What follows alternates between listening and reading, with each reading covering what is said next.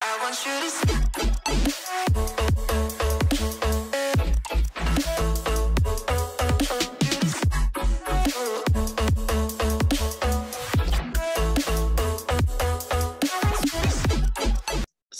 Assalamualaikum warahmatullahi wabarakatuh. Terima kasih banyak atas waktu dan kesempatannya pada hari ini.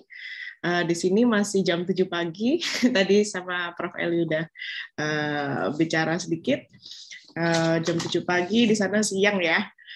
Ratna, terima kasih banyak atas waktunya dan bantuannya sampai ada acara ini. Sebelumnya mungkin saya jelasin background saya dikit ya tadi ya. Emang nama saya Selika Finlanda, biasanya dipanggil Selin, dipanggil Si. Terus saya dari FK UNER angkatan 2012 ya. Jadi sudah 10 tahun yang lalu saya masuk ke FK UNER. Jadi sudah lumayan lama ini. Sudah angkatan agak tua sedikit lah ya. Ya sekarang yang baru-baru ini 2022 ya Ratna ya, yang baru masuk itu ya. Iya, betul sekali. 10 tahun dari kita masuk. Iya, ini udah lama ini. Sudah angkatan tua ini. Oke. Jadi kebetulan alhamdulillah saya udah lulus menjadi dokter ya. Dan alhamdulillahnya lagi saya berkesempatan untuk merintis perusahaan ini di sini di UK, base-nya di UK ya, dari tahun 2020. Jadi sudah alhamdulillah berjalan selama 2 tahun ya. Jadi tidak cuma saya berentrepreneur juga, tapi saya kemarin juga sempat kerja ya relawan di Wisma Atlet di Indrapura. Jadi teman-teman mungkin pernah bekerja sama saya, mungkin ada yang pernah lihat. Jadi emang harus balance ya. Kedokterannya juga jalan, usahanya juga jalan. Alhamdulillah lagi saya juga ini sedang studi juga S2 ya, master. Di sini saya ngambil health management. Ya, jadi masih di bidang kesehatan dan juga masih ada kedokterannya juga gitu. Nanti mungkin ada yang mau tanya tentang studinya juga nggak apa-apa. Nanti bisa aku jelasin lagi lebih jelasnya kayak gitu. Ratna mungkin udah cukup perkenalan singkatnya atau aku bisa lanjut? Cukup, silahkan lanjutin. Oke, terima kasih banyak. Ya, sebelumnya saya kasih ini dulu ya. Oke. Ya, jadi buat teman-teman yang mau nanti kalau misalkan nggak ada kita tidak cukup waktunya untuk Q&A ya, mungkin belum semua dapat kesempatan bertanya dan belum terjawab, bisa email di email saya di sini ya, cfinlanda@gghandling.com ya, boleh terbuka sama UNER ya, karena alma mater saya. Oke, lanjut aja langsung jadi di sini emang untuk di bidang kesehatan itu masih cukup dibutuhkan ya, entah itu di bidang kedokteran, dari kebidanan sama keperawatan. Untuk kayak misalkan lebih ke administratif kesehatannya kayak gitu, itu juga masih sedikit juga ya di sini. Cuman lebih banyak daripada dokternya sebenarnya, karena kurang terlalu banyak pendatangnya di sini kan. Di UK ini emang multicultural banget ya, banyak imigrannya, banyak pendatangnya juga. Jadi saking banyaknya itu, jadi yang buat kitanya supply-nya malah sedikit kayak gitu. Jadi tidak seimbang lah supply sama demand-nya kayak gitu. Nah, Jadi disinilah kita sebagai alumnus UNER juga bisa berkesempatan untuk berkarir di luar negeri ya, khususnya di UK ini. Jadi nanti kalau misalkan teman-teman tertarik untuk melanjutkan karirnya sebagai ngambil praktek dokter di sini atau perawat di sini atau bidan di sini sangat bisa ya. Jadi jangan mikir udah ini di luar negeri kayak gitu bakal susah atau apa, enggak, ini ternyata gampang banget. Nanti di akhir presentasi ini saya akan lebih jelaskan ke masalah teknikal ya, karena selalu banyak orang yang bertanya dan masih agak bingung tentang cara masuknya kayak gitu. Maka dari itu, Great Global Handling akan siap membantu teman-teman untuk melanjutkan proses untuk berkarirnya di UK ini. Oke? Bisa. Oke. Jadi, kalau misalkan teman-teman tahu ya, jadi untuk mendapatkan praktek ya untuk licensing di UK ini kita harus melakukan ujian penyetaraan ya. Jadi ini saya covernya buat untuk teman-teman dokter sama teman-teman perawat sama bidan dulu ya untuk saat ini.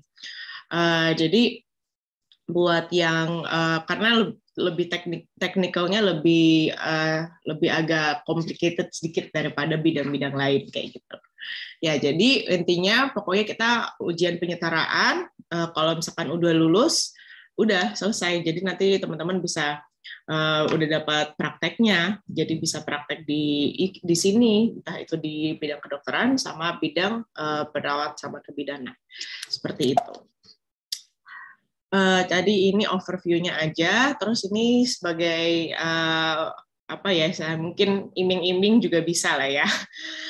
Jadi di sini tuh kita kerjanya di bawah NHS ya, jadi kayak Kemkesnya lah di Indonesia kayak gitu. Jadi NHS ini benar-benar besar ya pergerakannya di UK ini.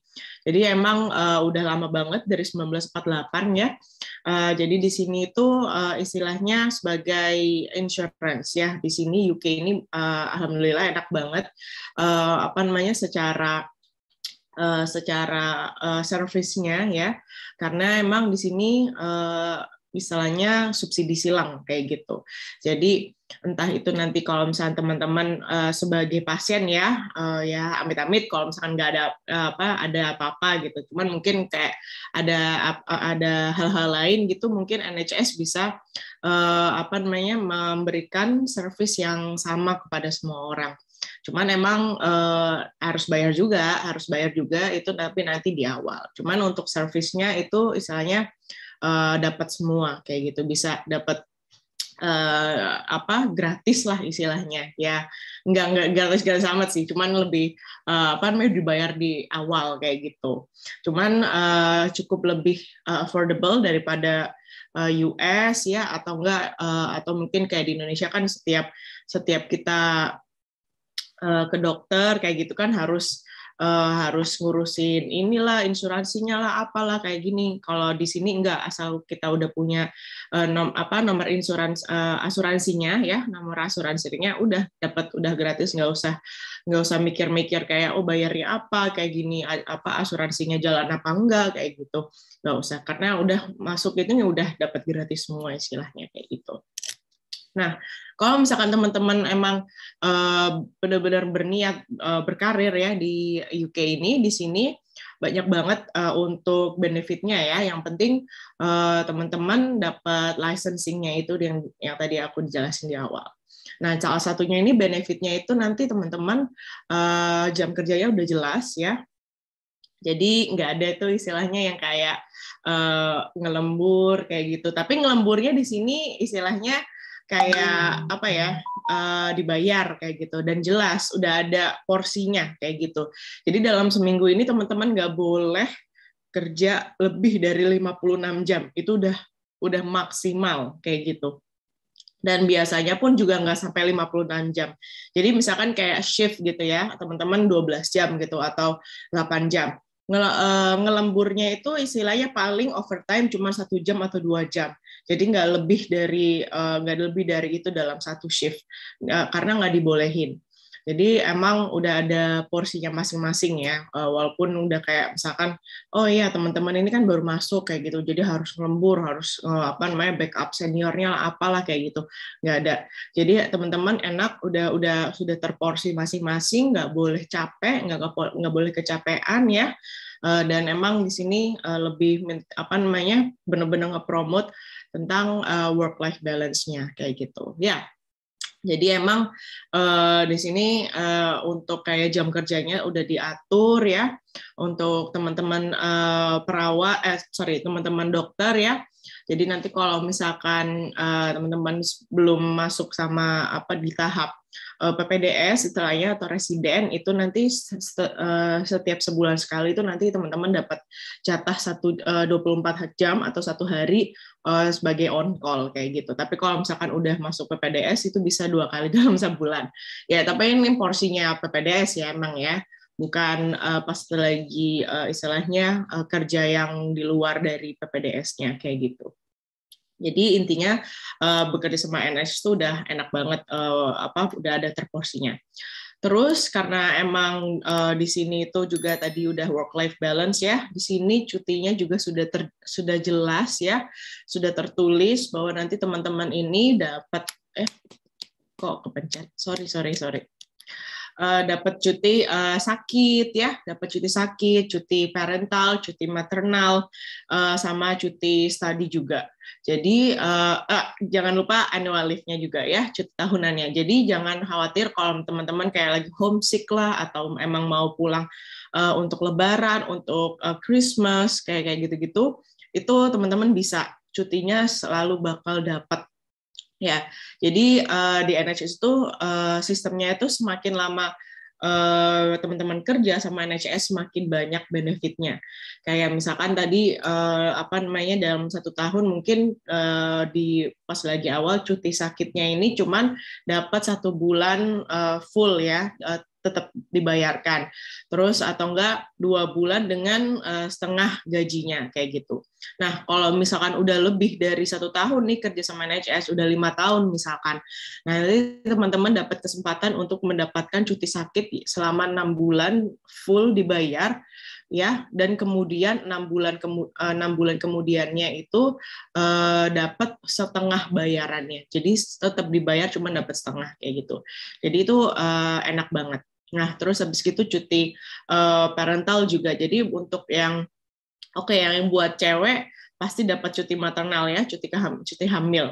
Nah, kalau buat yang bapak-bapak gitu ya, atau ibu-ibu juga yang udah punya anak emang sebelumnya, atau mau membesarkan anaknya, itu nanti teman-teman bisa dapat cuti parentalnya ini, istilahnya dapat 1 minggu per tahunnya untuk cuman ngurusin anak. Misalkan kayak anaknya tiba-tiba sakit kayak gitu, jadi harus ngurusin ya kan, miss kerja kayak gitu, itu bisa. Dan sampai anaknya besar sampai umur 18 tahun ini di sini. Terus cuti study juga ya, ini bisa buat teman-teman buat lomba poster, lomba paper ya, atau presentasi paper, konferensi, atau 5 days training maybe, atau 1 minggu training gitu. Itu sangat-sangat bisa. Jadi kalau misalkan ada training di Indonesia ya ikut aja, karena sekalian pulang kayak gitu, itu bisa banget. Jadi ini banyak banget emang benefitnya untuk cuti-cutinya, jelas ya, teman-teman dapat cuti ya, terus habis gitu cuti tahunannya pun juga ada. Jadi di luar dari cuti-cuti yang tadi aku bilang, teman-teman masih dapat cuti tahunan ya, yang starting minimal 27 sampai 28 hari tergantung sama teman-teman masuk ke tahapnya di mana. Jadi kalau misalkan tadi itu yang aku bilang ya, semakin lama teman-teman kerja sama NHS semakin banyak benefitnya. Jadi kalau misalkan udah 5 tahun ya, teman-teman bisa dapat 35 hari annual leave kayak gitu. Dan nggak termasuk sama libur tanggal merahnya kayak gitu. 8 hari paid bank holidays itu tanggal merah masih dibayar tapi libur. Jadi enak banget. Udah mau libur terus tetap digaji. Terus kalau misalkan teman-teman mau kerja ya, misalkan ya udah kerja aja kayak gitu, tambah banyak lagi gitu, misalkan bisa dapat apa namanya compensation-nya banyak. Jadi misalkan gaji entah itu berbentuk gaji atau dipindahin liburnya kayak gitu, tergantung sama rumah sakitnya. Jadi emang ya, enak banget lah cutinya itu sudah tertulis ya kayak gitu. Nah untuk masalah gaji di sini apa namanya di sini ada contohnya dari yang buat dokter ya. Untuk yang dokter di tahap foundation training itu sekitar 1 bulannya 570 juta ya. Tapi ini ratingnya masih 19.800 ya. Jadi sekarang 18.000 itu ya berarti agak kurangin dikit gitu. Mungkin ya sekitar 568 juta mungkin. Nah itu dalam 1 tahun. Itu masih yang foundation training. Terus habis gitu untuk PPDS-nya kita bukan membayar untuk sekolah tapi kita digaji. Ya itu yang harus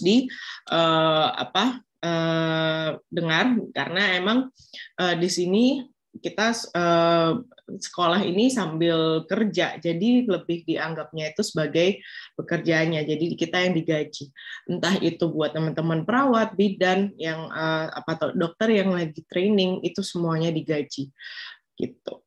Jadi ini contohnya aja buat yang gaji dokter ya. Terus kalau misalkan udah lulus jadi konsultan ya udah dapat 2M 1 tahun. Nah kayak gitu. Ini contoh sama GP ya. GP di sini itu bukan GP yang kayak di Indonesia ya. Jadi yang kita lulus jadi GP kayak gitu enggak. Di sini tuh GP-nya itu adalah spesialis. Jadi kalian harus menempuh sekolah istilahnya selama 3 tahun untuk menjadi GP-nya ini. GP-nya ini kayak acts as family medicine ya. Family medicine di sini, jadi teman-teman harus sekolah dulu untuk GP. Tapi cuma 3 tahun aja dan emang paling banyak dibutuhkan. Jadi yang di sini untuk teman-teman dokter ya, bidang yang paling dibutuhkan di sini adalah GP ya. General practitioner, terus habis gitu ada psikiatri juga ya, psikiatri, anestesis sama AE, emergency medicine di sini. Nah, jadi keempat spesialis itu saat training itu gajinya lebih besar daripada teman-teman spesialis lain, departemen lain, kayak gitu. Karena emang paling dibutuhkan di UK ini.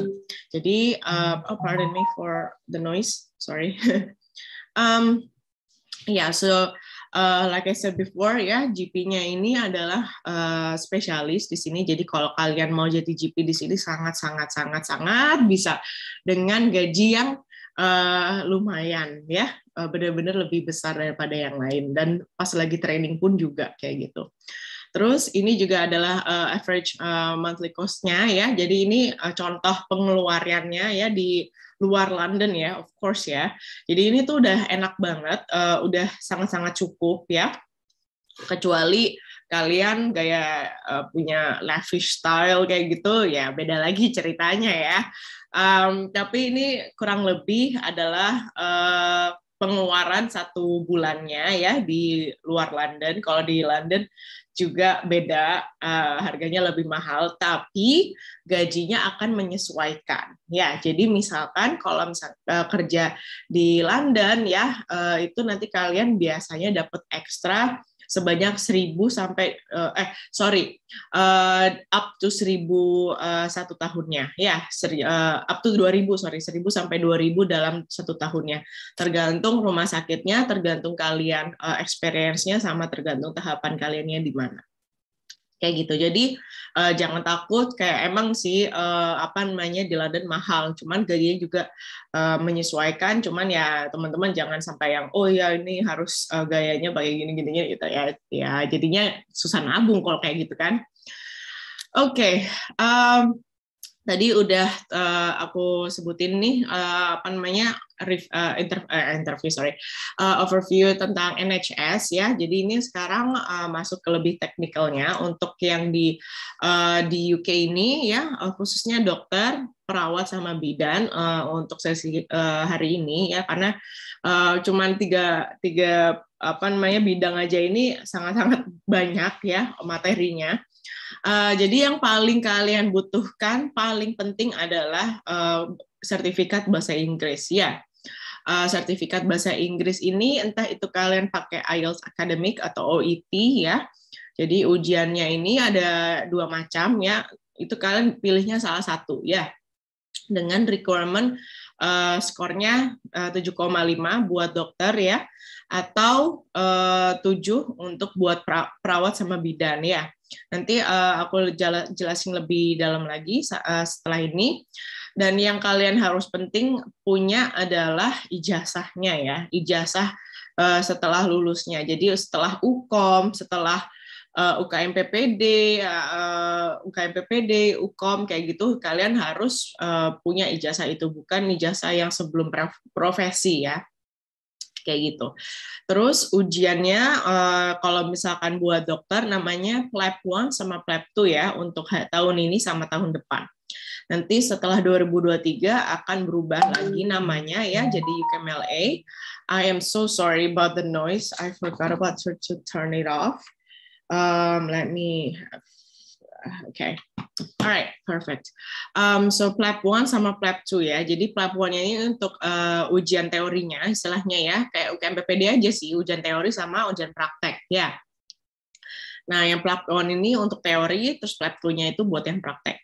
Untuk perawat sama bidan namanya CBT sama OSCE ya. Ya, sama aja kayak dokter, CBT sama OSCE kayak gitu. Cuman bukan namanya PLAB 1, PLAB 2. Jadi CBT sama OSCE kalau buat teman-teman perawat sama bidan. Oke. Jadi untuk PLAB 1 ya, untuk PLAB 1 buat dokter ini, PLAB 1, PLAB 2 untuk emang tahun ini sama tahun depan. Kalau untuk perawat sama bidan masih CBT sama OSCE ya. Nah, di sini itu PLAB 1 ini hampir sama, benar-benar hampir sama kayak UKM PPD ya. Jadi pakai yang PLAB 1 ini kayak ujiannya multiple choice question ya. Dan juga sama dengan CBT-nya perawat sama bidan ini ya, sama-sama multiple choice question ya.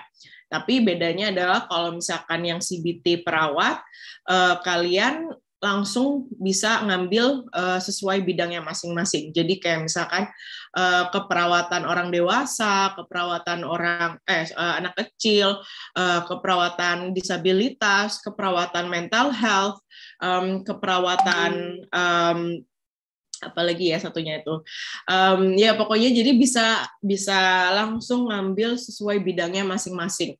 Jadi teman-teman nggak harus ngambil semuanya kayak gitu ya, tapi langsung bisa spesifik kayak gitu.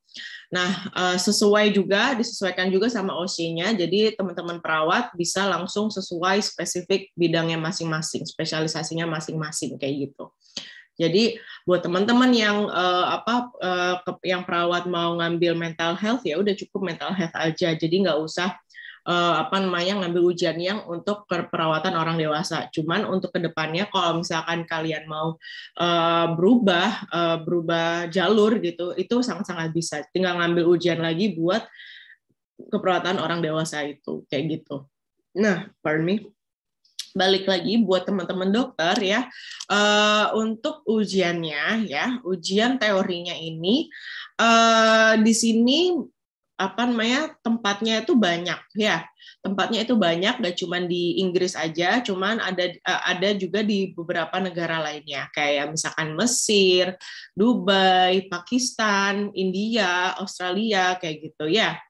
Dan pastinya ada di UK. Nah, kalau misalkan untuk CBT, perawat sama bidan, teman-teman bisa ngambil ini di Indonesia. Ya, kalau dokter nggak bisa. Kalau yang perawat sama bidan mengambil CBT-nya atau ujian teorinya ini bisa di Indonesia. Ya, bisa di Jakarta, Bogor, sama di Surabaya. Yang paling aktif untuk ngambil ujian teorinya di sini adalah, yang offer ujian teorinya adalah di Surabaya. Jadi teman-teman bisa melakukan ini tanpa harus keluar negeri ya. Jadi di Indonesia pun masih bisa cukup untuk domestik aja lah perjalanannya. Nah, setelah kalian teman-teman lulus ujian tahap pertama ini, istilahnya ujian teorinya ini, baru teman-teman bisa booking untuk ujian tahap berikutnya, yaitu ujian praktek. Ya, jadi bukan kayak di Indonesia yang udah harus yang udah disesuaikan ya, udah disetting untuk 2 minggu ini langsung ujian platform, ujian teori, ujian praktek kayak gitu. Nah kalau di sini enggak, jadi teman-teman harus lulus dulu ujian teorinya, baru boleh booking untuk ujian prakteknya kayak gitu ya. Jadi emang harus seperti itu. Nah, keduanya ya untuk ujian praktek ini, entah itu dokter, perawat, sama bidan, itu diselenggarakan hanya ada di Inggris ya, hanya ada di Inggris, nggak ada di negara-negara lain karena emang senternya adalah di Inggris ya. Ini ujian praktek ya, ya sama kayak ujian OC-nya di Indonesia, cuman pakai bahasa Inggris kayak gitu ya. Jadi kurang lebih seperti itu untuk penyetaraannya ya, ujian teori sama ujian praktek. Setelah kalian lulus dua-duanya ini, kalian bisa praktek kedokteran, keperawatan sama kebidanan di Inggris seperti itu.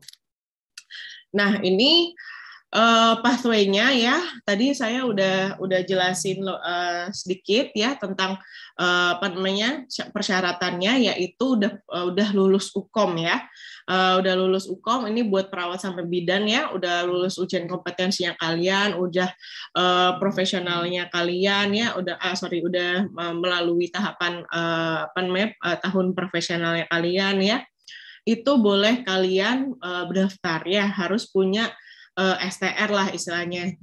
STR ini bisa sebagai dokumen pendukung ya. Yang penting itu kalian adalah ijazah profesionalnya itu sudah punya kayak gitu ya.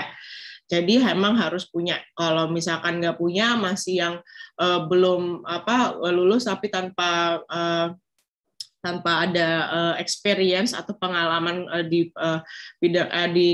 keprofesionalismenya, itu kalian belum bisa kayak gitu ya. Nah, sama dengan dokter juga seperti itu ya. Jadi kalian harus punya STR-nya juga ya. Walaupun ijazahnya ya. Walaupun kalian belum internship, yang penting kalian punya ijazahnya juga. Yang penting kalian juga udah ada keterangan surat lulus UKM PPD-nya, itu udah bisa daftar seperti itu ya. Nah, ini tahap-tahapannya yang paling simpel untuk perawat sama bidan ya. Yang penting adalah pertama kalian punya sertifikat bahasa Inggris ya. Entah itu IELTS Academic, entah itu pakai OET ya. Harganya sekitar segini ya. Nanti aku juga ada halamannya sendiri untuk penjelasan ini. Setelah punya bahasa Inggrisnya ya, kalian baru bisa booking untuk CBT-nya itu. Entah itu di Surabaya, entah itu di Jakarta, entah itu di Bogor. Yang penting kalian punya sertifikat bahasa Inggris, ijazah, baru bisa buka account-nya itu untuk booking ya, untuk booking CBT-nya ya. Sorry, ini gimana nih? Agak lemot. Ini mau di close dulu. Oke. Ya, saya nggak kelihatan. Nah, terus untuk CBT-nya emang teman-teman harus bayar ya untuk ujian teorinya ini. Ini ratingnya udah 18.000 ya di sini ya. Sebesar 1.500.000-an lah. Nah, ini kalian harus punya credit card atau virtual credit card ya, atau bisa udah debit Mastercard kayak gitu ya. Jadi emang nggak bisa yang debit biasa kayak misalkan BCA, BNI kayak gitu, nggak bisa ya. Yang paling bisa sih saya lebih suka pakai Genius ya, pakai BTPN karena ada virtual credit card-nya. Jadi virtual debit credit card ya. Jadi bisa masukin sesuai yang kita butuhkan aja. Nah, di sini CBT-nya tetap harus bayar ya. nanti pengumumannya itu nanti diumumin di akunnya kalian itu ya, yang dibuat kalian awal pas lagi booking ya. Setelah kalian lulus baru bisa booking untuk OSCE-nya. Nah, di sini untuk perawat sama bidan, karena di sini demand-nya itu sangat-sangat tinggi ya, demand-nya itu sangat-sangat tinggi.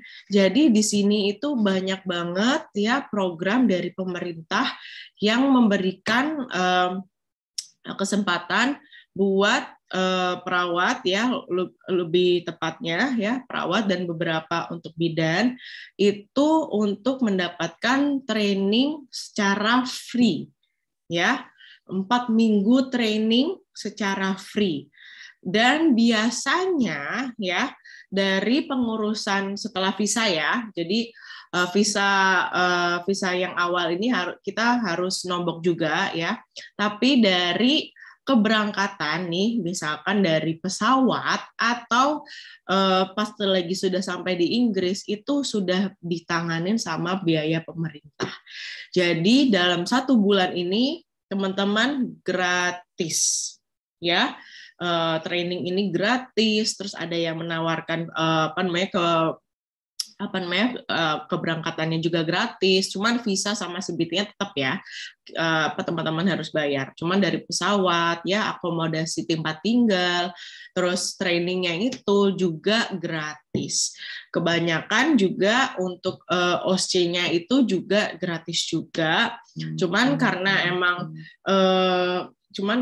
emang di sini ini bookingnya di awal ya, sebelum trainingnya ini biasanya sih juga akan menombok kitanya. Cuman bisa ada kesempatan untuk reimbursement. Untuk reimbursement ya. Nah, sorry, Alexanya. Oke. From your calendar, webinar ICA starts in 10 minutes. Udah. Oke. Untuk pembiayaan OSCE-nya ini sekitar segini ya, 14.300.000 ya. Nanti kalau misalkan udah lulus semua ya, nanti baru bisa bikin account untuk registrasi prakteknya itu ya, untuk teman-teman perawat sama bidan ini. Harganya sekitar 2.754.000 ini ya, dengan rating 18.000. Nah, ini juga biasanya juga ditanganin sama pemerintah ya. Jadi tergantung kalian gimana nanti komitmennya ya, kayak gitu. Biasanya emang kalau sejelek-jeleknya situasinya ya, teman-teman bayar dulu tapi bisa di reimbursement. Jadi setelah tahap ini ya, setelah tahap CBT itu biasanya gratis semuanya kayak gitu. Jadi tapi dalam attempt 1 kali ya. Jadi kalau misalkan OC-nya nggak lulus ya berarti OC-nya yang keduanya itu full bayar kayak gitu ya.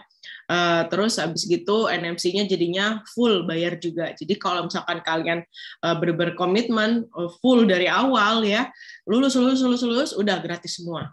Kayak gitu intinya. Ya. Setelah itu prepare dokumennya, baru nanti teman-teman bisa apply untuk visa tier 2 ya, untuk healthcare professionals ya. Jadi buat nakesnya itu ada visa tersendiri kayak gitu. Baru bisa itu nanti teman-teman udah bisa praktek kayak gitu. Nah, untuk kalau yang dokter, ini agak lebih banyak lagi nih di sini.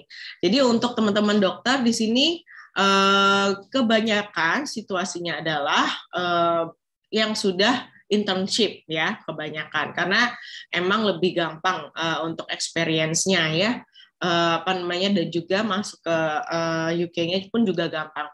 Cuman tidak menutup kemungkinan buat teman-teman yang belum internship dan mau internshipnya di sini itu juga bisa ya. Bedanya adalah apa? Kalau misalkan yang udah internship berarti kan supporting dokumennya adalah setelah STSI ya, surat tanda selesai internship kayak gitu. Nah, tapi kalau misalkan yang belum internship itu nanti kalian harus ngurus dari dapat rekomendasi dari kampus ya, dari dekan kalau bahwa teman-teman ini udah lulus di menyelesaikan sekolah kedokterannya di FK UNER, kemudian nanti mau untuk internship-nya di luar negeri kayak gitu. Jadi harus ada surat rekomendasi dari dekan ya. Dari dekan, wadek juga sama mungkin dokter lainnya lah, misalkan senior lainnya kayak gitu. Jadi harus emang punya 3 rekomendasi kalau misalkan teman-teman belum internship ya. Nah, kemudian setelah pardon me. Jadi pokoknya yang penting kalian adalah punya ijazahnya atau punya surat tanda selesai UKMPPD, surat kelulusan UKMPPD ya. Itu nanti teman-teman bisa untuk booking lah istilahnya. Cuman kalau untuk booking sih sebenarnya cukup sih ijazah kayak gitu, ijazah dokter itu, terus habis gitu nanti sama ujian sertifikat bahasa Inggris kayak gitu ya. Itu bisa kalian udah booking. Nah, kalau misalnya kalian udah selesai ya, udah lulus semua yang tadi PLAB 1, PLAB 2 kayak gitu, ujian pertama, ujian kedua ya, ujian teori, ujian praktek, nanti kalian bisa terdaftar di GMC ya. Jadi terdaftar prakteknya di GMC ini nanti teman-teman bisa langsung kerja di UK ya, di Inggris. Nah, di sini pasti banyak yang nanya juga ya, gimana kalau misalkan aku mau residen kayak gitu, ngambil spesialis misalkan kardiologi gitu kan. Nah, di sini tuh aku udah mention dikit-dikit di awal ya. Jadi di sini tuh nanti teman-teman bukannya bayar ya, bukan sekolah ya, tapi kitanya yang digaji. Jadi untuk spesialisasinya ini langsung ke Royal College, spesialisasinya masing-masing. Jadi contohnya nih kalau di Indonesia mau masuk kardiologi, jadi nanti teman-teman ini daftarnya ini langsung ke perkinya di Indonesia kayak gitu.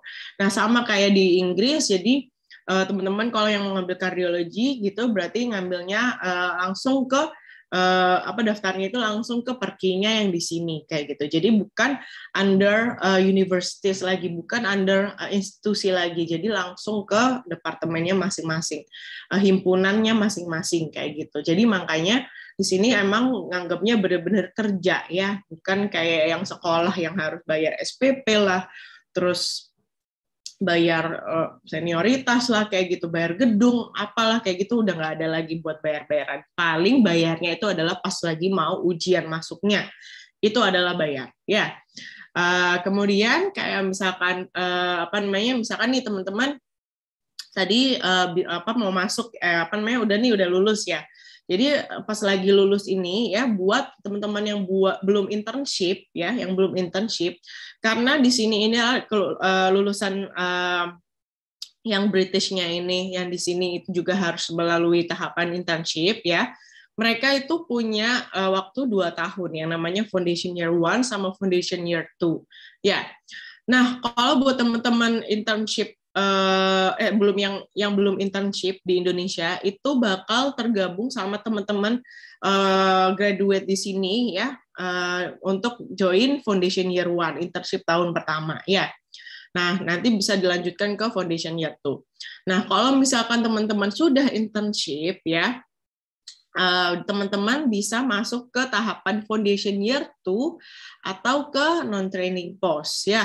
Jadi tergantung kebutuhan masing-masing teman-teman. Kayak misalkan Foundation Year 2-nya ini emang masih tergabung sama rumah sakit ya. Langsung masih ada rotasinya tuh, tergantung sama rotasi foundation year-nya itu kayak gitu. Tergantung foundation year di rumah sakit itu. Jadi bisa milih, cuman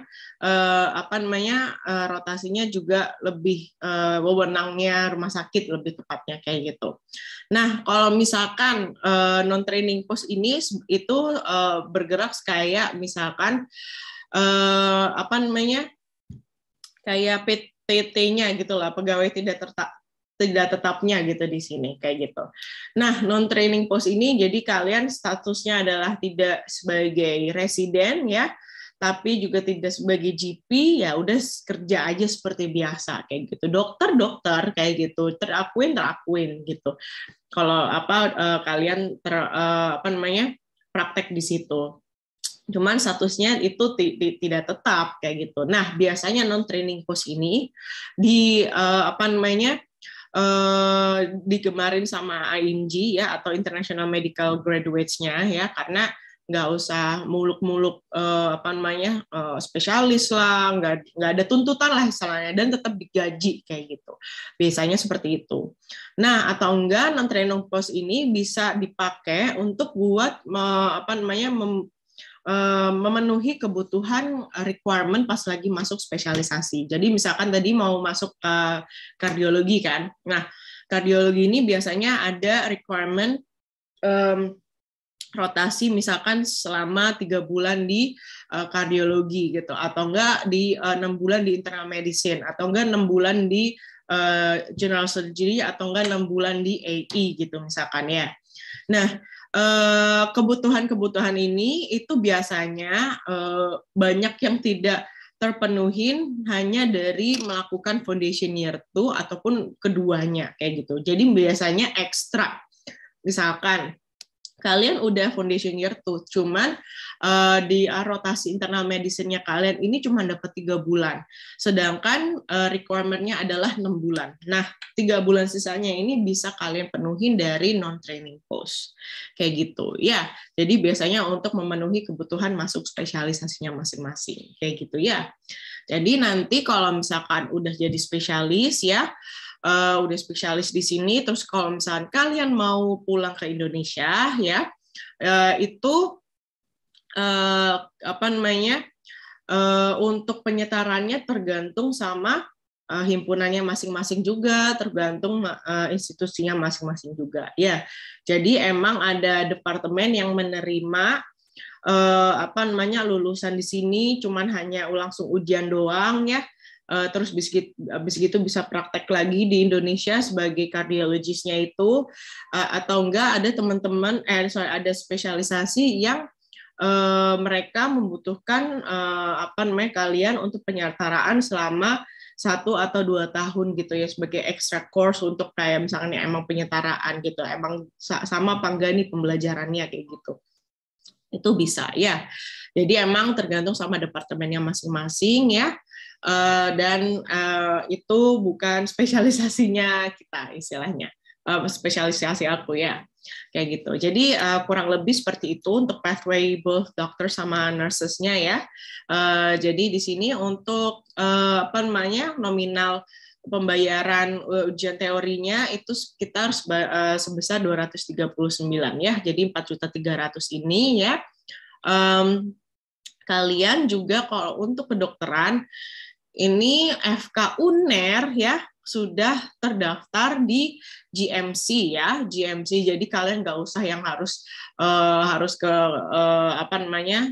ke pendidikan buat ngurusin status kita secara internasional, udah nggak lagi, karena kan kita udah sudah terakuin secara internasional kayak gitu istilahnya. Jadi kalian UNER bagus buat teman-teman di sini ya. Terus kemudian setelah ujian teori tadi itu yang baru bisa kalian ujian PLAB 2 ya, dengan harga sebesar seperti ini. Untuk GMC registration-nya itu juga sebesar seperti ini ya.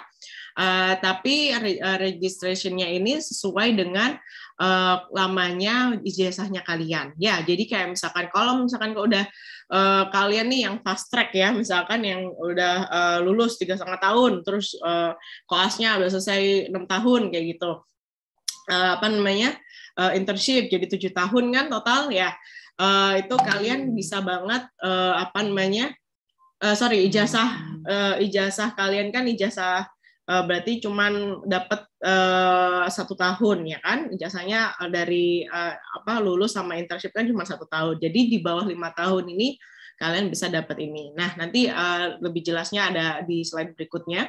Kemudian sama ya kayak sebelumnya, jadi udah terlisensi dulu, baru bisa kalian daftar untuk visa tier 2. Jadi sebelum ini ya, entah itu kalian buat teman-teman perawat, dokter bidan, sebelum tahap visa tier 2 ini kalian daftarnya adalah untuk visa turis ya, kalau untuk ke UK ya. Oke, untuk sertifikat bahasa Inggris tadi aku udah bilang IELTS Academic ya, bukan yang General English. Oke, IELTS Academic. Nah, IELTS Academic ini bisa ngambilnya lewat British Council, IDP atau ILF ya di Indonesia ya. apa namanya, tergantung biayanya juga tergantung jenis tipenya ujiannya, bisa paper based sama bisa computer based. Untuk aku sih lebih nyaman computer based, jadi kalau buat teman-teman bisa ngambil computer based, oke, silahkan, lebih baik daripada paper ya. Terus untuk lebih jelasnya kenapa mana enaknya, terus persiapannya itu nanti kalian bisa ikut medical English course kita ya. Kemudian untuk OET ya, OET ini juga bisa kalian ambil. Ini adalah ujian bahasa Inggris yang khusus buat nakes istilahnya. Jadi materi-materi yang diujiankan ini adalah bahasa-bahasa medis kayak gitu. Tapi kekurangannya adalah hanya ada satu center di Indonesia, yaitu di Medan doang. Nggak ada di Jakarta, nggak ada di Bandung, nggak ada di Surabaya, nggak ada, hanya ada di Medan. Cuman sih katanya emang ujian ini lebih gampang, karena kita kan lebih familiar ya untuk masalah-masalah medis seperti itu. Jadi emang secara harga juga beda ya, secara harga juga beda, lebih agak sedikit mahal ya. Sedikit lebih mahal untuk OET, tapi kalau IELTS atau IELTS Academy itu emang setengah harganya dari OET. Nah, kalau misalkan ini tadi yang Verify Medical School buat teman-teman ke dokter ya, jadi teman-teman nggak usah khawatir, Universitas Airlangga sudah terakuin ya secara internasional dan secara di GMC pun juga ada ya. GMC itu yang apa namanya portal kayak KKI-nya di Indonesia lah ya, konsil kedokterannya ya. Jadi konsil keperawatan sama bidannya itu mungkin yang tadi aku belum mention itu namanya NMC ya, Nursery and Midwifery Council ya. Kalau misalkan untuk dokter General Medical Council ya, itu konsilnya. Nah, ini tadi untuk persiapannya Gregor Bahanlin ini bisa membantu teman-teman buat mempersiapkan dari medical English course-nya aja ya, masih dari tahap the very beginning ya. Jadi untuk membiasakan teman-teman yang kemudian yang barusan lulus mungkin yang habis wisuda ya, masih kagok banget entah itu teman-teman perawat, bidan, dokter ya. Kalian mau ngebiasakan diri sendiri lagi untuk berbicara bahasa Inggris dalam berbahasa medis dalam bahasa Inggris ini ya. Jadi kayak misalkan anamnesis kayak gitu ya. Terus habis gitu kayak misalkan ini bahasa Inggrisnya apa, kayak misalkan devices atau alat-alat di rumah sakit kayak gitu ya, lebih ke role play kita itu nanti untuk membiasakan diri lagi buat teman-teman yang kesehariannya masing-masing tuh kayak misalkan anamnesis tadi itu ngambil darah, terus habis gitu resep, baca resep itu nanti di bahasa Inggris kan semua, dan kita siap semuanya itu dari medical English course yang teman-teman kalian bisa ambil selama 3 bulan ya.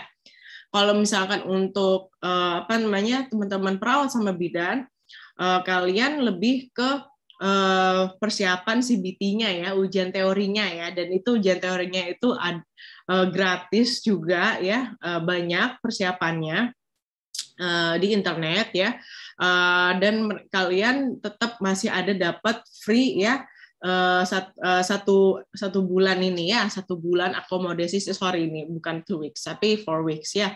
Jadi kalian dapat 1 bulan ya OSCE training termasuk akomodasinya ya.